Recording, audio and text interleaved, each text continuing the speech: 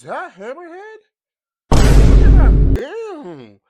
That shit turned him upside down. What's up, Spider Society? Welcome back to another video. Today we're going to be checking out a new Ultimate Spider-Man video called Enter the Green Goblin. I'm excited to see this. Yeah, without further ado, let's get into this video. And as always, make sure to comment right now what video or what reaction do you want me to see next, or what type of style you want to see next. I will be posting sometime this week 2 styles of videos, so I'm excited, and yeah, I'll let you guys know. So without further ado, let's get into this. And in an alternate universe known as the Ultimate Universe, we're gonna need a big bad villain, aren't we? And what happened to Norman Osborn at the start of our tale?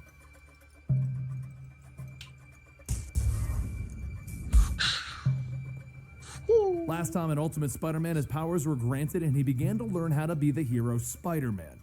Bro is spazzing now. I'm not gonna lie. But how was the rest of the city taking this turn of events? Well, J. Jonah Jameson wasn't exactly taking Damn, bro.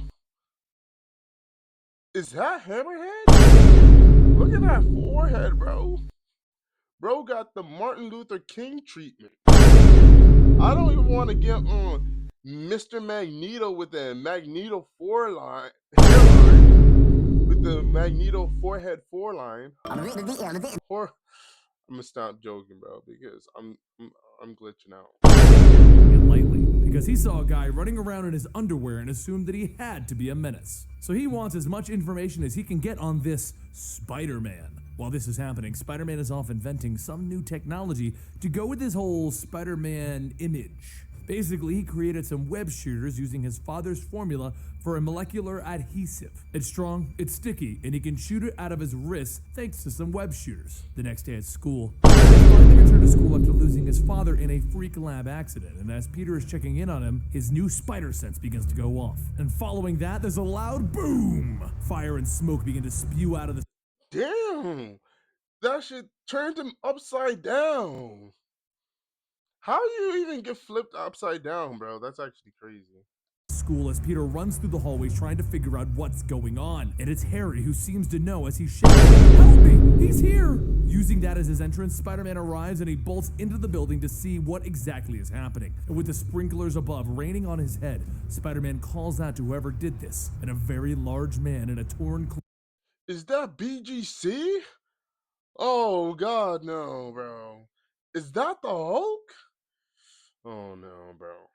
Cloak stands in front of him. As a hall monitor, I'm going to have to ask you for your hall pass. And the man's eyes glow. He begins to hurl fireballs at Spider-Man. He bounces off of the walls, alerting our villain to the fact that this is a fire hazard, and he throws the mysterious villain into the lockers. The villain gets up and begins to swing, continuing his silence as Spider-Man continues his jokes, until eventually the villain slams Spider-Man into a wall, launching him out of the school. He continues to squeeze Spider-Man, keeping him from breathing, and then he lands in a park and he jumps again. As they're leaping through the air, his cloak begins to come off, and Spider-Man sees a big green goblin face, which growls the word Parker.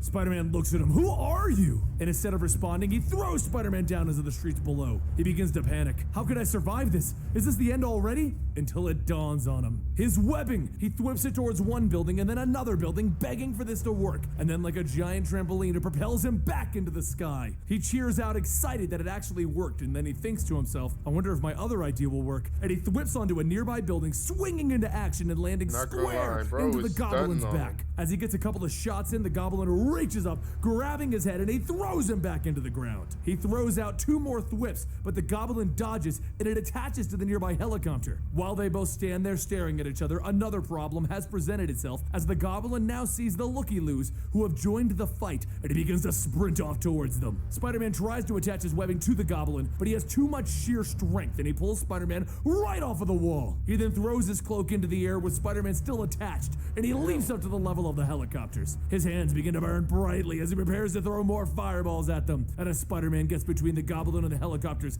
he shouts, "Stand down! I won't let you hurt these people!" But that's the moment that the officers in the helicopter take their shots, peppering the goblin's chest with bullets. Spider-Man calls out to them to stop shooting as the goblin holds his chest, all bloodied, and he looks at Spider-Man. "Parker!" He Spider-Man jumps over his head, dodging him, allowing the goblin to fall into the bay, where he falls deeper and deeper into the water. You know what I just realized?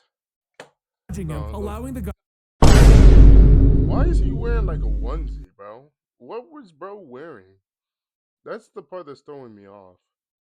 And why is he like green head and like bro is low key like the abomination. goblin to fall into the bay, where he falls deeper and deeper into the water. He turns to the police, telling them that they have to save the guy if they can, but instead the police open fire on Why are you shooting him? He didn't do anything. Oh my god.